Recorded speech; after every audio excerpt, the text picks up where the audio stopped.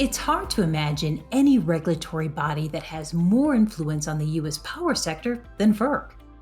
The agency has responsibility for ensuring the nation's power system remains reliable, and that's a tough job. But I had no idea of just how tough until I sat down with Neil Chatterjee.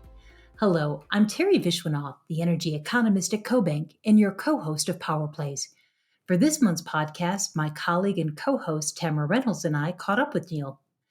Chatterjee was appointed to FERC in 2017 and briefly served as interim chairman that year before being named chairman for a second time in 2018. Neil was demoted from the role in late 2020, leaving the agency the following August. His 5-year journey was fascinating. According to Utility Dive, he started his tenure with the Trump administration as a perceived ally of the coal industry, and he ended up as a perceived martyr for climate policy. A neat summary, but having heard Neil speak at various conferences and observe how he patiently answered questions from the audience, myself included, and hearing the deep empathy he has for the Kentucky coal communities he served, well, there's more to Neil. I wanted to hear his story and better understand where we might be headed on the regulatory front. Here's what Neil had to say. Because of broader legislative intransigence and the fact that we didn't have really a national energy policy or any kind of real legislative guidance from the U.S. federal legislative branch, that a lot of the key policy decisions and legal decisions that would drive the energy transition would fall to agencies like FERC. As I look at it, FERC Order 2222, or I like 2x4, really was one of the things that I am proudest of. But it was a long journey to get to the point where we could put that order removing barriers to entry for aggregated distributed energy resources. So in early 2017, President Trump had come into office and FERC had lost a quorum. And so FERC needs a minimum of 3 members to function and statutorily to get out any work. And the commission fell under 3 members for a period of 7 months. And we actually dropped down to 1 member at the commission by June of 2017. In this period that the commission was unable to take action, there was a significant accrual, a backlog that had occurred on a number of items on both the power and the gas side. And particularly the natural gas industry was very focused on restoring a quorum to get pipelines and LNG export facilities moving again at the commission. And there was a big focus on getting me and another nominee, Rob Powelson of Pennsylvania, confirmed quickly so that we could restore that quorum and get back to approving pipelines. Well, it looked like everything was coming together smoothly to move me through when Senator Ed Markey of Massachusetts and Sheldon Whitehouse of Rhode Island stopped the process, and they put a block on my nomination.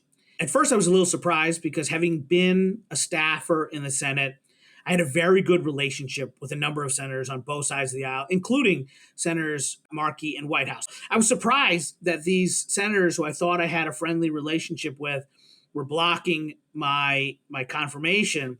And so I came and I met with the both of them. And what they said was, Neil, we understand that, there's going to be a lot of pressure on you to evaluate applications for pipelines when you get sworn into FERC. But there's a couple of things that we want you to take a look at when it comes to energy storage and aggregated distributed energy resources.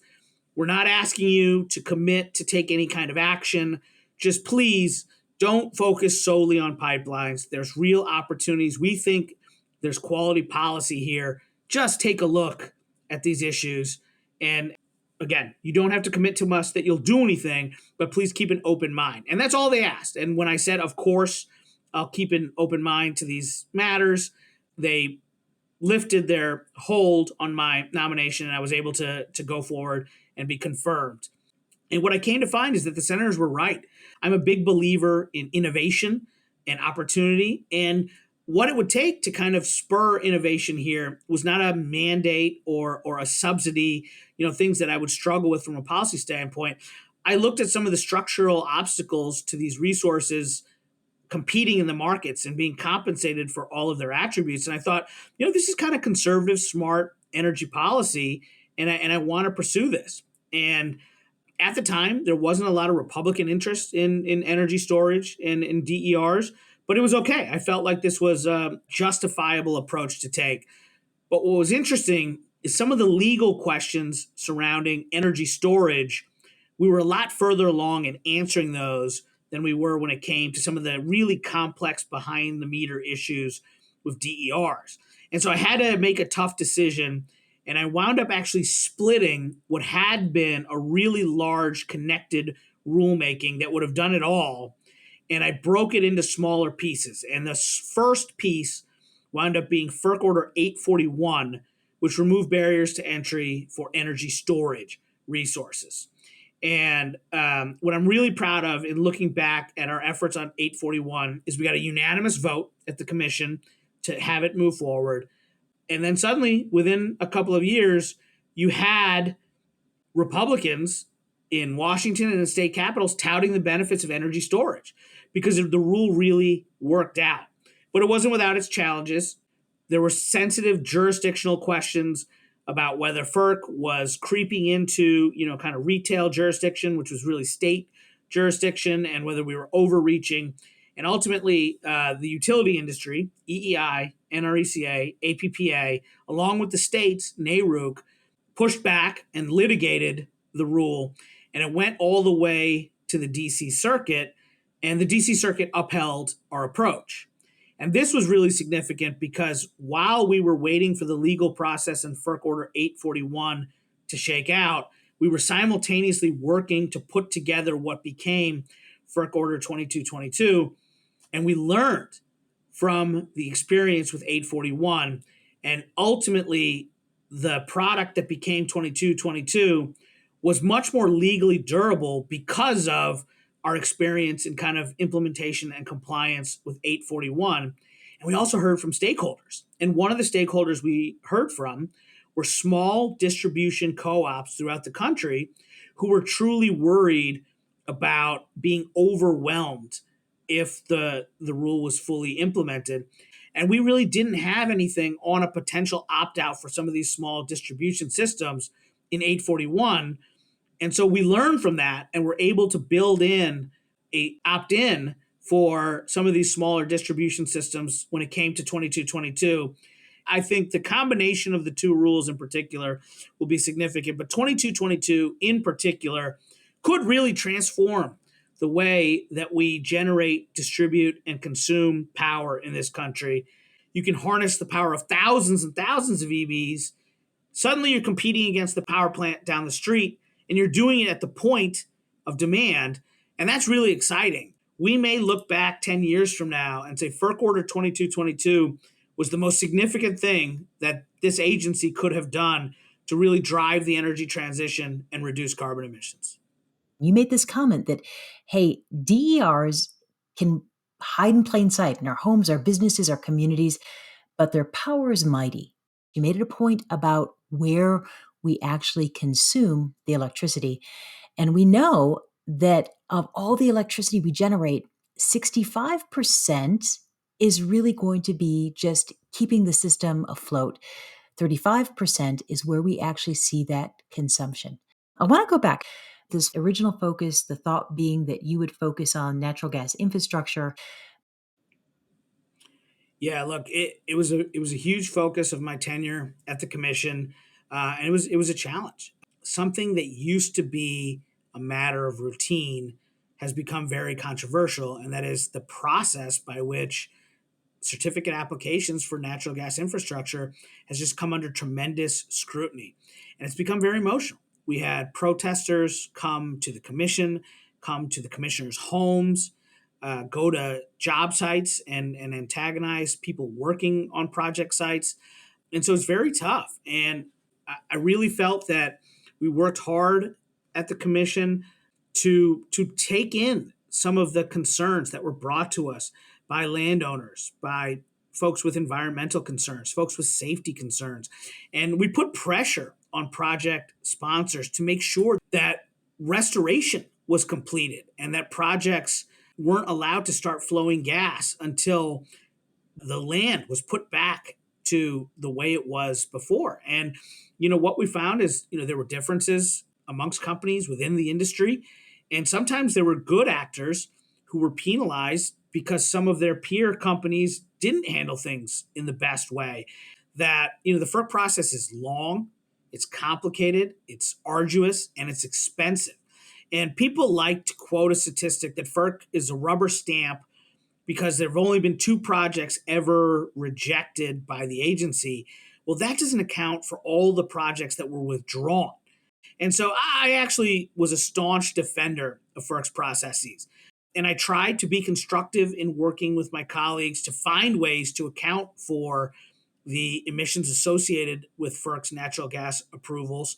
I cut a bipartisan deal to account for the direct emissions associated with the liquefied natural gas export facilities that FERC approved. And that bipartisan agreement ultimately led to a breakthrough in LNG. And we got, I think, 14 LNG export facilities approved during my tenure as chair of the commission.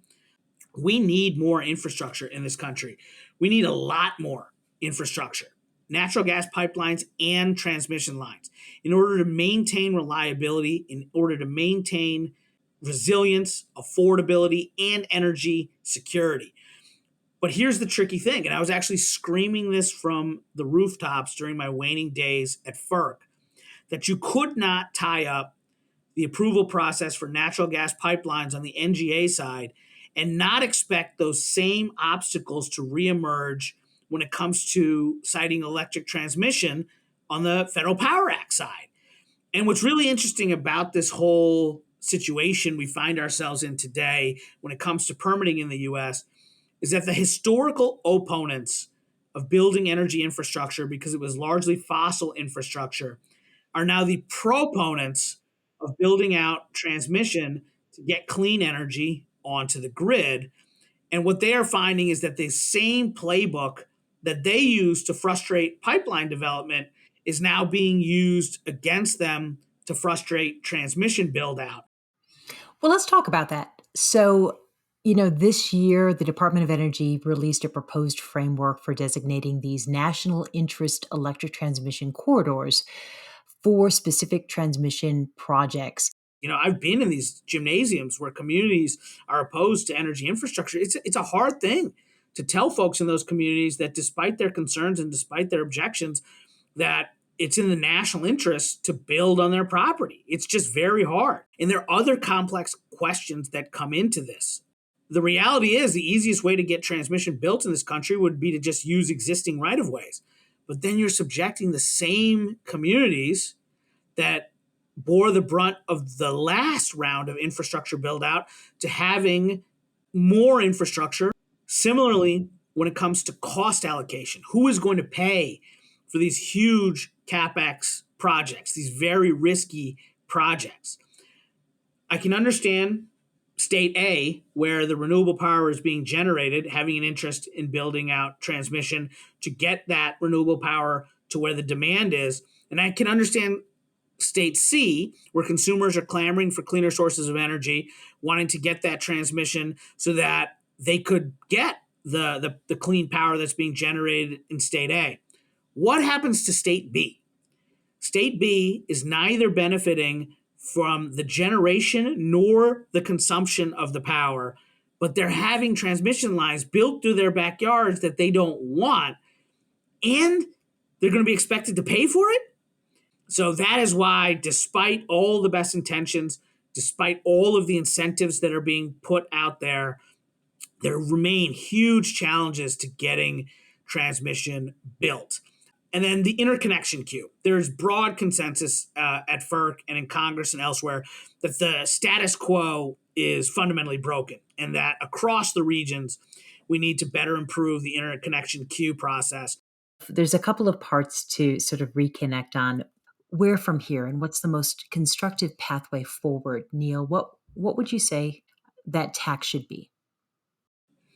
So one of the big challenges, and that is that politics has really kind of intruded upon energy policy in a way that it hadn't before. When I first came to Washington in the early 2000s, energy wasn't political. And it's really over kind of the next decade or more that politics kind of took over energy policy. And it's unfortunate. As I reflect, John McCain was the Republican nominee for president in 2008. He was the primary author of a cap and trade bill. Mitt Romney was the Republican nominee for president in 2012. He's today openly calling for a price on carbon. There was a time when even climate change was a wonky technical issue. It wasn't political. Sadly, energy, like everything else now, has become very politicized. People ask me all the time, well, Neil, what is the solution to this? How do we get politics out of this? How do we put the genie back in the bottle? And my hope, and I'm not saying this to be funny, is that we make energy policy boring again. And when energy policy is really boring and you leave it to the engineers and the lawyers and the economists and the nerds, no offense to anyone listening to this podcast if you fit into one of those categories, you get constructive outcomes without the drama. And when it comes to things like interregional planning for transmission or cost allocation or siting, when it comes to the physical and cyber security of a pipeline, these are really wonky technical issues that we have to take seriously. And if we can take the politics out of it and focus on the substance, I am hopeful that we might see some changes in the U.S. and globally. And where my optimism stems from is I think one of the smartest things the Inflation Reduction Act did was make a concerted investment in domesticating the supply chain for clean energy. And I think if that investment bears fruit, we really could create a paradigm in which red supply feeds blue demand, in which the jobs of the clean energy future will start to grow in rural red states, and that will stem some of the apprehension that is coming from the energy transition. If the IRA can lead to creating some of these jobs of the future in clean energy in places like Kentucky and Wyoming and Oklahoma, then suddenly I think you'll see a change in mindset, and we can all work collectively towards working our way to that clean energy future and taking some of the politics out of it. Where I have found, as a Republican from Kentucky who worked for Mitch McConnell and was appointed and later fired as chairman of FERC by Donald Trump, that I've been able to talk about climate change and the clean energy transition. I talk about it in terms of the business case for clean energy, that consumers are actually benefiting from the opportunities in the clean energy transition. There are clear opportunities in the energy transition, but there are also communities that get left behind. We've got to make sure that they don't get left behind and that they get the opportunities as well. I really want to thank you for the work you've done. You've been terrific and impactful on our industry. So I deeply appreciate your efforts. Thank you so much for having me. As Neil emphasizes, the amount of investment that is needed across the electricity sector in the United States is going to be substantial over the next few decades.